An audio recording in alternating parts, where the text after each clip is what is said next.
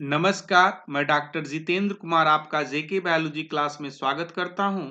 आप जेके biology class को देख रहे हैं और पसंद कर रहे हैं, हमारे लिए खुशी की बात है। और आप अपना वैल्यूएबल समय कमेंट में लिखने में लगाते हैं, ये हमारा नए वीडियो बनाने के लिए इनकरेज करता है।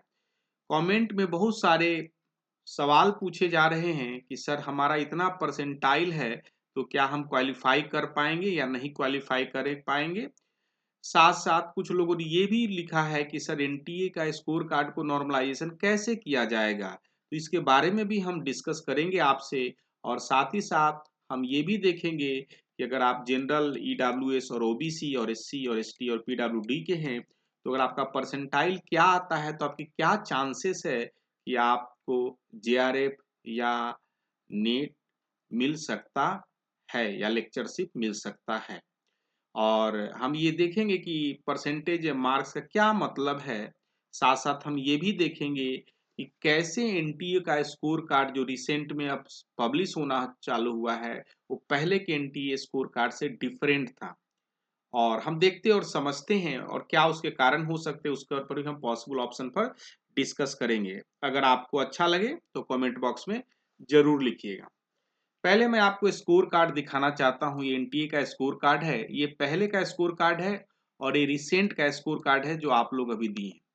ये स्कोर कार्ड बेसिकली देखिए, इसमें इसको ध्यान से समझिए, ये दूसरे पेपर का है, उससे उसका कुछ लेना देना नहीं है। तो ये बता रहा है क्या कि आपको मैक्सिमम मार्क्स के कितने सवाल आते थे और आपने कितना मार्क्स ऑब्टेन किया, कितना मार्क्स आपने ऑब्टेन किया कहीं।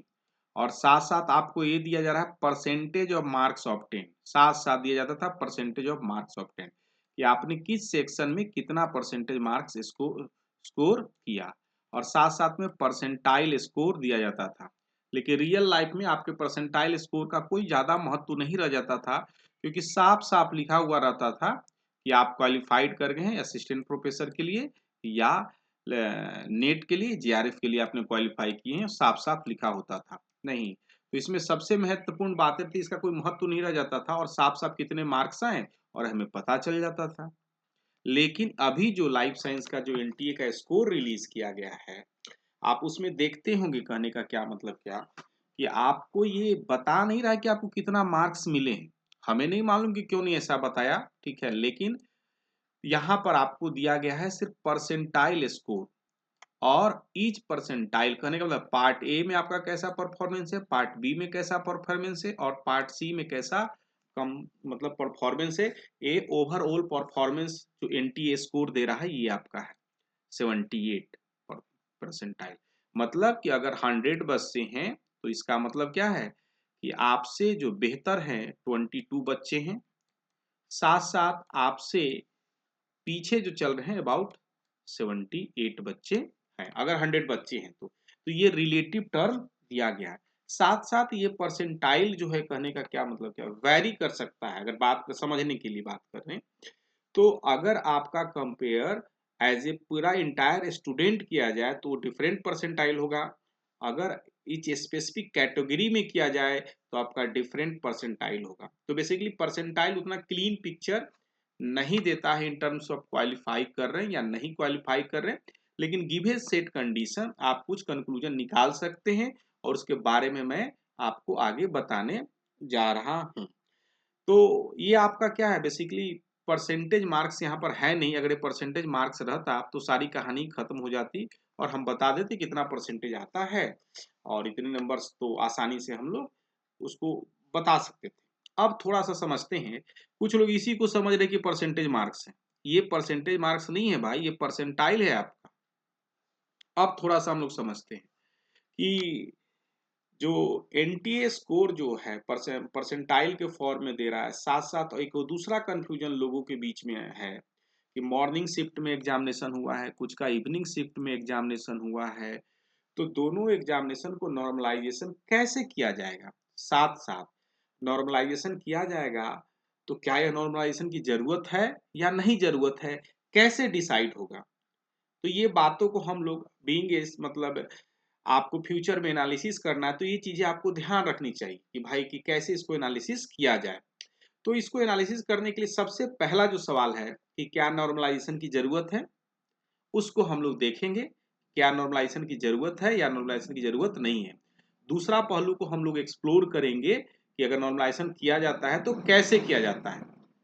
अब पहला जो चीज देखते हैं कि नॉर्मलाइजेशन की जरूरत है या नहीं। तो सपोज अगर इसको चेक करना चाहते हैं आप भी, तो कैसे हम लोग चेक कर सकते हैं। तो पहला जो चीज है, कहने का क्या मतलब क्या, कि अगर आपको आइडिया हो या जानकारी हो कि मॉर्निंग में कितने बच्चे बैठे थे और उनका क्या क्या मार्क्स है, कौन कौन कितना मार्क्स है, और इवनिंग में कितना बच्चे बैठे थे उनका क्या क्या स्पेसिफिक मार्क्स है जो एनटी के पास रहता है, तो आप क्या करेगा क्या कि इनका भी मॉर्निंग शिफ्ट का एवरेजिंग करेगा। एवरेजिंग के साथ साथ स्टैंडर्ड डिवीजन आएगा, साथ साथ इनका भी मीन और स्टैंडर्ड डिवीजन के साथ एक वैल्यू आएगा कि अगर सारे बच्चों का मार्क्स जोड़ दिया जाए तो कितना मार्क्स होना चाहिए।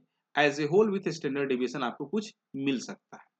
तो अब अगला जो सवाल है कि हम लोग करते क्या है, बेसिकली मीन वैल्यू को हम लोग सिंपली कंपेयर करते हैं। साइंस में जनरली कंपेयर करते हैं और टेस्ट करते हैं, और अब देखना चाहते हैं कि ये दोनों जो वैल्यू है सिग्निफिकेंटली डिफरेंट है या नहीं, मार्क्स जो डिफरेंट है या नहीं।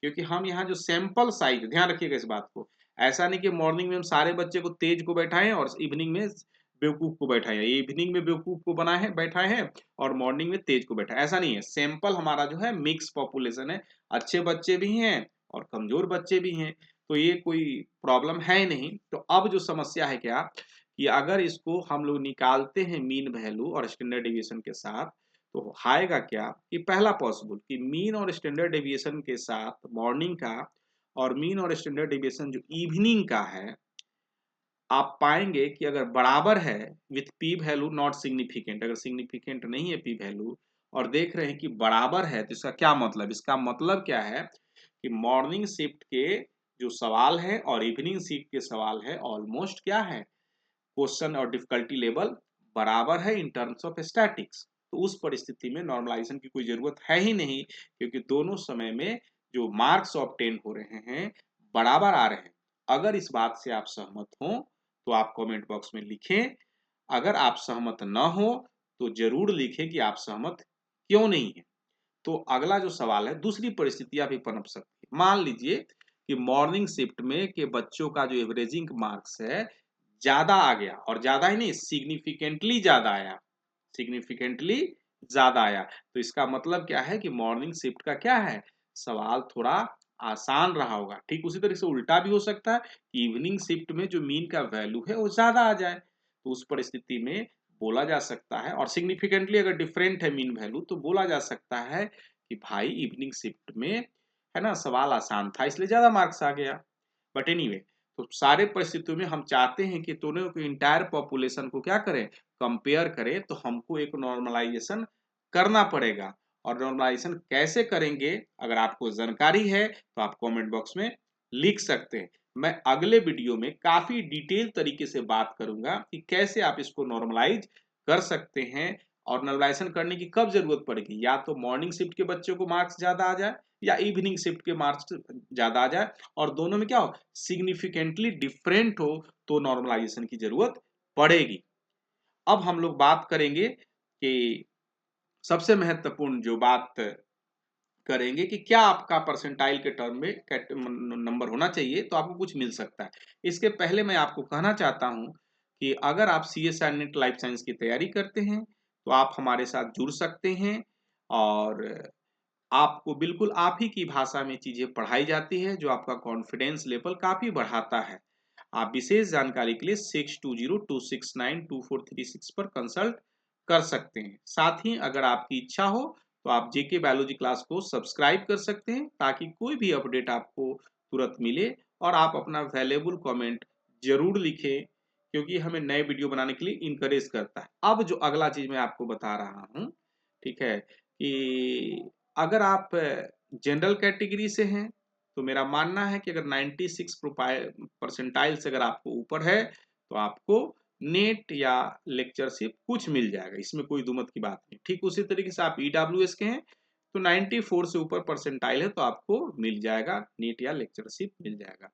OBC से हैं तो आपको 90 परसेंटाइल है तो कुछ आपको मिल जाएगा लेक्चरशिप और या नेट आपको मिल जाएगा, GRF। एससी और एसटी हैं तो उसी तरीके से उनके लिए 85 और 82 ये परसेंटाइल है। पीडब्ल्यूडी के बारे में कोई हमको रेफरेंस आइडिया नहीं तो हम ज्यादा कुछ बोल नहीं पाएंगे, लेकिन अगर आपको परसेंटेज का कोई आइडिया है तो आप बेहतर तरीके से इसको रिस्पॉन्स कर सकते हैं। दूसरा जो चीज क्या है, ये सारे जो मतलब इसमें माइनर वेरिएशन अलाउ है। क्यों अलाउ है? ये डिपेंड करता है कि really how many students are willing to take, और ये सीट नंबर वैरी करता है थोड़ा बहुत विथ माइनर डेविएशन। हमें लगता है इस नंबर पर आप क्या कुछ मिल जाएगा। अगर ये नंबर घटता है, कब घटेगा ये नंबर? ये जो कटअप जब थोड़ा सीट की संख्या बढ़ जाएगी तो माइट भी ये थोड़ा घट जाएगा। अब जो बात करते हैं, ये तो बहुत क्लीन पिक्चर है कि अगर आप नॉर्मलाइज करें या नहीं करें, जो आपका परसेंटेज जो अगर आपको जानकारी हो कि हमको इतना परसेंट आ रहा है, अभी तक दिया नहीं कहीं गया है, लेकिन अगर आप जानते हैं क्योंकि आपके पास क्या है, आपका क्वेश्चन है, साथ साथ आपको ये भी मालूम है कि आपने क्या आंसर किया है, और आपको ये भी मालूम है कि करेक्ट आंसर क्या एनटीए ने दिया है, तो आप आसानी से उसको कैलकुलेट कर सकते हैं कि आपको कितने मार्क्स मिलेंगे। यह कोई हार्ड टास्क नहीं है अगर आप नेट की तैयारी करते हैं तो। उस परिस्थिति में अगर आपका क्या है 51% तक 51% जो मार्क्स आता है, तो इसका मतलब है कि आपको नेट मिल जाएंगे लेक्चरशिप, और 55 से या ऊपर आता है तो आप कंफर्म समझिए अपने आप को कि आपका जेआरएफ कंफर्म। ठीक उसी तरीके से मेरा ये अपना ओपिनियन है, मैं आपसे शेयर कर रहा हूँ। 46 और 50%, और ओबीसी के लिए 42 और 47% है। एससी के लिए 35 से 40, और एसटी के लिए 32 से 34% नहीं, और पीडब्ल्यूडी के लिए 25%। अगर आप इतना आता है आपको, तो आप निश्चित समझिए कि आपको जेआरएफ या नेट निश्चित मिलने वाला है। और thank you for watching the video, but अपना कमेंट लिखना ना भूलिएगा, और see you soon. Thanks once again for watching the video.